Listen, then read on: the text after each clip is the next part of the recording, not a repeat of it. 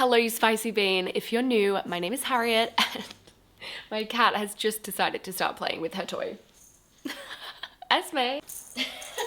I am dying to share with you guys the 10 books that I read in the month of May. We had a lot of misses, but also a lot of hits. I think I had 4 5-star books this month, which is honestly unheard of. That's almost 50%. Like success rate. I read 9 paperbacks and 1 book on my Kindle.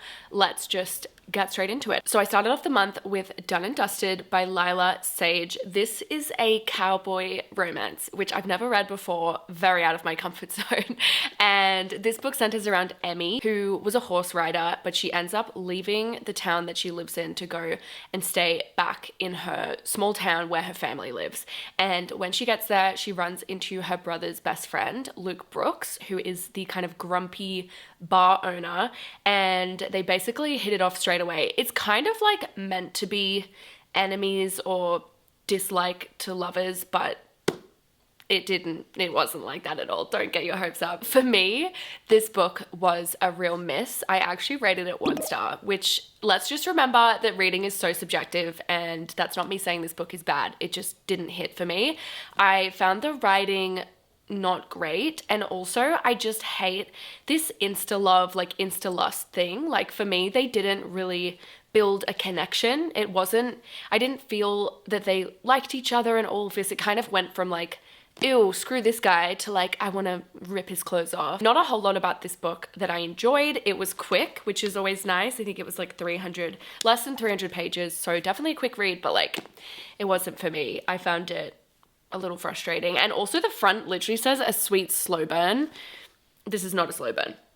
This is not a slow burn. If you want a slow burn, go read Emily Henry. If you've read it though, I would love to hear your thoughts, because I know a lot of people love this book. After reading Done and Dusted, I was like, am I just a romance hater? Like, is that what this is? Do I just not like romance books that much? So I decided to test that and reread one of my favorite romance books. Actually, the only romance book that I've ever rated 5 stars, which was Book Lovers by Emily Henry. And oh my God, this book. I am not a romance hater. I just have been reading the wrong romances. This is everything that I would ever want in a romance. This book is so good. And it's crazy because I know this is a lot of people's least favorite Emily Henry books. Our protagonist, Nora, is a cutthroat literary agent. She's kind of like that working woman in the movies. I always picture like Cameron Diaz playing her for some reason. Like, she doesn't come across as super kind. She's very blunt. She only cares about her job. And the way that this character is like introduced is so good. Even just read the first chapter of this book and you'll know exactly what I mean. But anyway, she goes through a breakup, and her sister, who is her best friend, convinces her to go and spend a month in this town called Sunshine Falls with her sister. So they want to do this little like getaway. And Sunshine Falls is a town that a book that Nora was the agent of, the book is written in Sunshine Falls, if that makes sense. And so she goes there, and it's a small town romance vibe. I don't want to say anything about the love interest because it's just, oh my God, it's so good. Not only does it like explore this almost unlikable character who goes through so much personal growth. I love an unlikable character in a book. Like, it's my favorite thing ever. But also the romance in this book was just like unreal. It's very slow burn. It's like so funny, the dialogue and the flirty banter, unreal. Like, I don't think I've ever read dialogue this funny. I was seriously giggling so much reading this. This is a 5 star still. I rated it 5 star when I first read it, and it is still a 5 star. This is like such a comfort read for me. The next book I read is also a TikTok book. It is The Serpent and the Wings of Night. This book was pitched as vampire Hunger Games, and it's actually very true. Wow, this book is divine. So basically, this book centers around Aurea. She is an adopted daughter of a vampire lord, I think, the Nightborn Vampire King. So he's very powerful, and she is a human girl, and she decides to compete in this competition, which is where the Hunger Games element comes in. It's a series of trials called the Kajari, and she's obviously a human, and she's versing a bunch of vampires. So it's really interesting to see the ways in which she, slithers her way through. She also makes a very unlikely alliance. This book, I don't want to spoil too much. That's kind of all that you need to know, but this book is really, really, really fun. I tore through it. I loved the vampire elements. The fantasy world is very easy to understand. The romance, a little cringe at times, but like it really scratches that itch. I loved this. I rated this a 4 out of 5. The next book I read, if you haven't seen my video on it, then you're gonna be like, what the fuck? The next book I read is Get in My Swamp, which is Shrek porn. This is a Shrek fan fiction, or Shrek erotic fan fiction. I made a whole like hour and 15-minute video on this, which I will link up in the cards. I think it's a very funny video, but basically in that video, I go through the entire plot of this book. This book is so funny. Honestly, if I hadn't read this, I would invite like 5 of my best friends over, get drunk on wine, and take turns at like reading this book chapter for chapter. It's that kind of book. It's so funny. I actually think you should definitely read it. It's like low-key traumatizing, but look how many annotations I made. Like, it's just so hilarious. The next book I finally picked up is Funny Story by Emily Henry. This is her new release that came out at the end of April. And that's also part of the reason why I picked up Book Lovers, because I wanted to get back into the zone. This book, the concept is just so phenomenal. So this book is about the main character called Daphne. She is a librarian, and basically Daphne is engaged to Peter, and Peter is like her perfect man basically. And one day Peter decides that he's actually in love with his childhood best friend, family friend vibe called Petra, and they end up breaking up the engagement and being together. And so then Daphne is like obviously incredibly upset because she's just lost the love of her life, her fiance, and she's also doesn't have anywhere to live. So she ends up living with Petra's ex, Miles. So it's like the ex of her fiance's new girlfriend she ends up living with. His name is Miles, and Miles and Daphne could not be more different. He's like tattooed, he wears Crocs, he's such a king. He smokes heaps of weed, I believe. He's just like really chill, goofy, fun, silly boy, and she's a little bit more like type A librarian vibes. And the story starts when they begin living together. They're kind of grieving together and then form this beautiful friendship, and the story kind of goes from there. I don't want to spoil anything. I loved every second of it. I was shocked to hear that people didn't like this one. I know books are so personal, and I get it, like not every book is for everyone. I think because I liked Book Lovers so much, this book is kind of similar. It's very slow burn, it's super just like dialogue heavy. I love how different these characters are, but like the things that they connect on are so beautiful. They bring out the best parts of each other. Like it's just so beautiful. I annotated the shit out of this book. I loved it so much. This was a 5-star for me. I couldn't name a single thing that was wrong with this book. That was a lot of romance. Even the fantasy was like romance heavy. So I decided to completely switch gears and pick up a thriller. And this one is What Happened to Nina by Dervla McTiernan. This is also a new release. I'm not sure exactly when it was released, but definitely this year. Dervla McTiernan is one of my auto buy authors. I think she does thrillers and crimes so well. What I love about most of her books is that it focuses a lot on the cases. Like I, when reading a thriller, only have such a big capacity for like thrilling aspects. Like I don't love it to be told from like the murderer's perspective or anything like that. I love the focus in her novels on the crime. Like she often writes in police characters or people who are investigating these, you know, murders and stuff. So this book was no different. It's about this couple called Nina and Simon. They are deeply in love. Everybody thinks they're like the perfect couple. They go away to Simon's cabin in Vermont, and Nina does not come home. Only Simon comes home. And that's kind of the start of our story. You get the perspectives of both of their families, and it, I wouldn't say even reads really as a thriller. Like you definitely want to know what happened, but it's actually more of a look on like the media and their kind of part, I guess, that they play in crimes like this, and also the impact on the families. And then obviously you do learn about the victim. I believe there's also police perspectives in this. Yeah, there is. There's a police officer, like a detective in this as well. So I love it because it kind of gives you everything. For me, this book was nothing to like write home about, but I did still rate it a 4 stars just because I couldn't put it down. I think I got through this in about a day or two. Like it was definitely great. I prefer her other books, the Cormac Riley series in particular, but this was great. I really enjoyed it, and I loved that new perspective on like the media and the families. I think that's something that we don't really talk about when it comes to crime.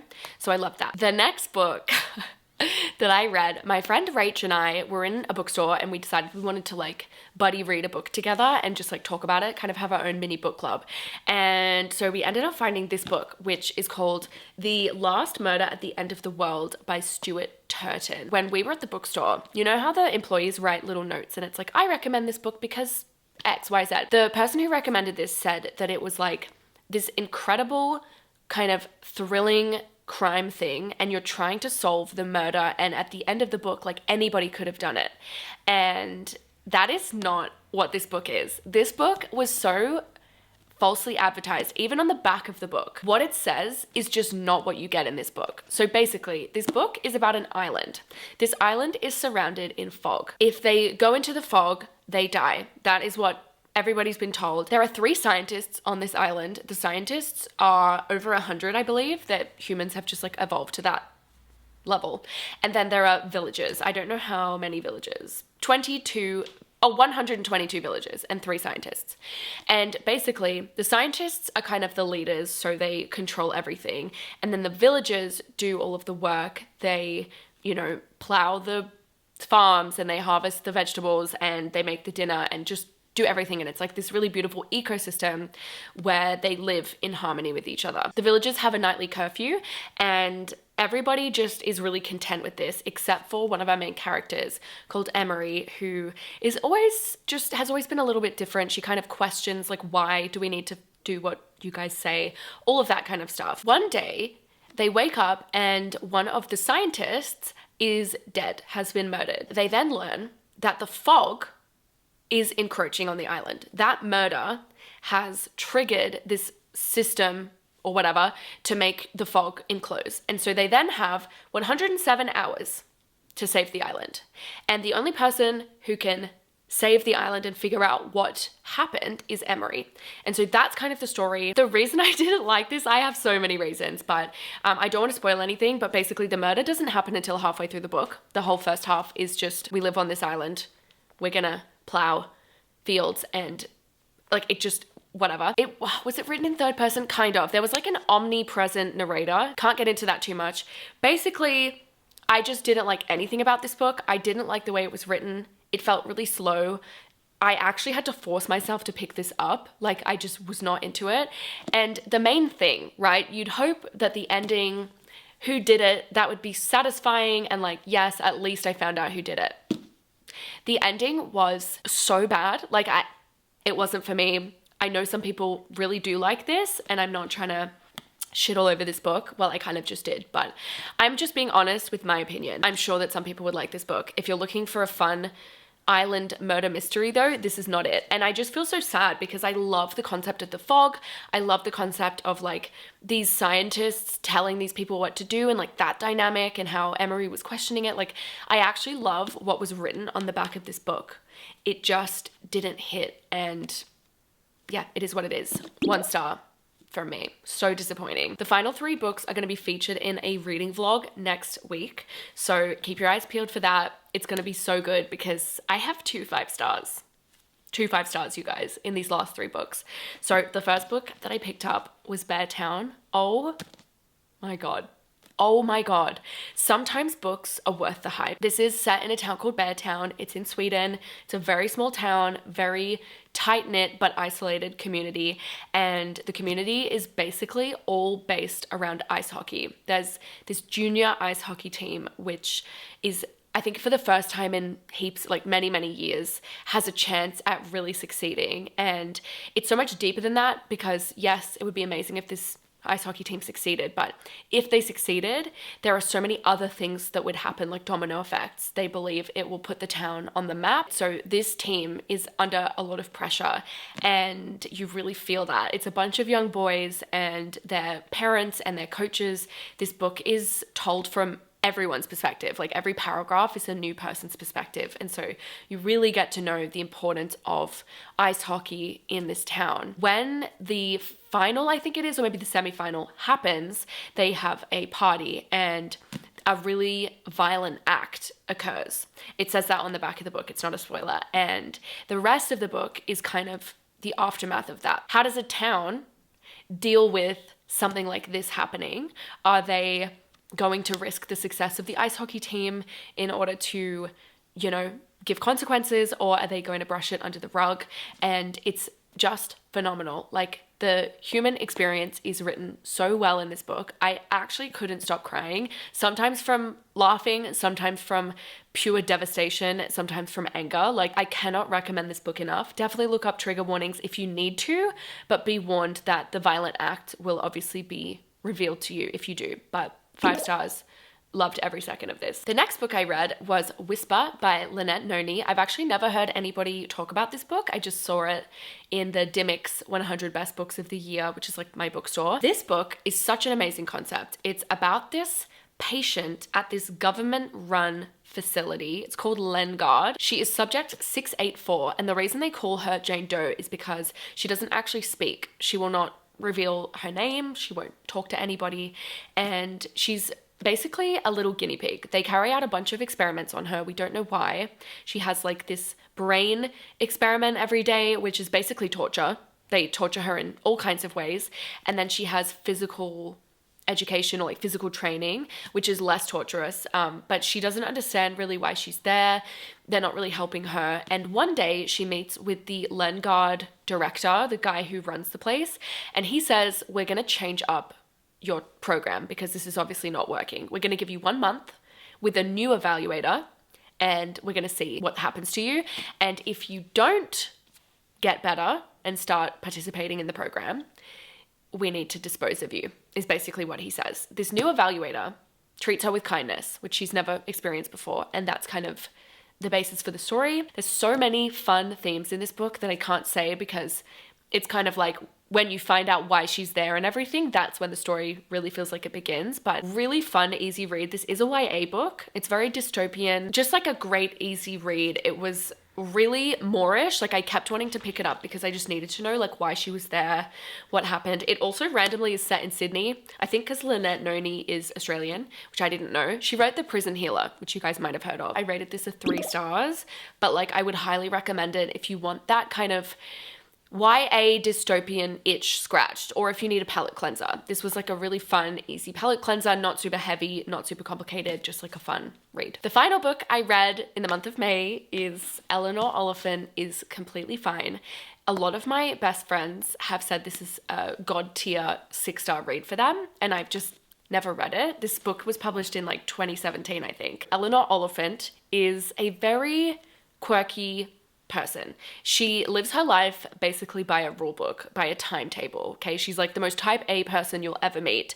She speaks to people with such a formality and like distance that people can't connect with her. They think she's really strange, which the way she acts in society, it's just not the way that other people act. If that makes her strange, then that makes her strange, but she's just different to everybody else. And she is so endearing and funny to read about. Again, I said this already, but I love an unlikable character because the opportunity for growth is just like so amazing. She wears the same clothes every day. She like eats the same things. She has the same routine. And we quickly learn that the reason for this is because she's been through a lot. And so as the story unfolds, you learn what exactly she's been through.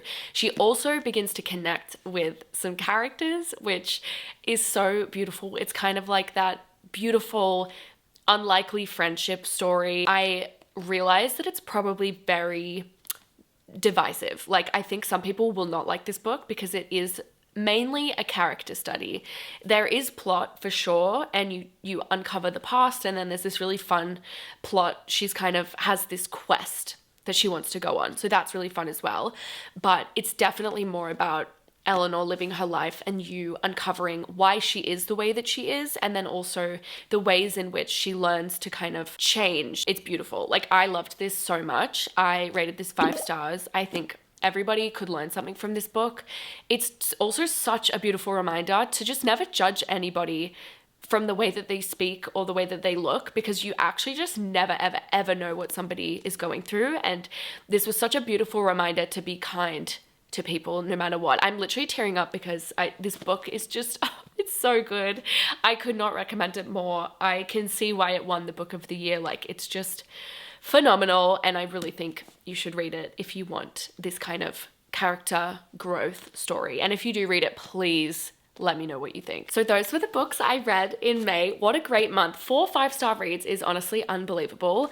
In June, I'm going on holiday to Europe. So I think I'm very much gonna have like a romancy beach ready month. But thank you guys so much for watching. Get excited for more book content. Lots of things coming soon. Reading vlog next week. Thank you for watching and I'll see you guys next week with a new video. Bye.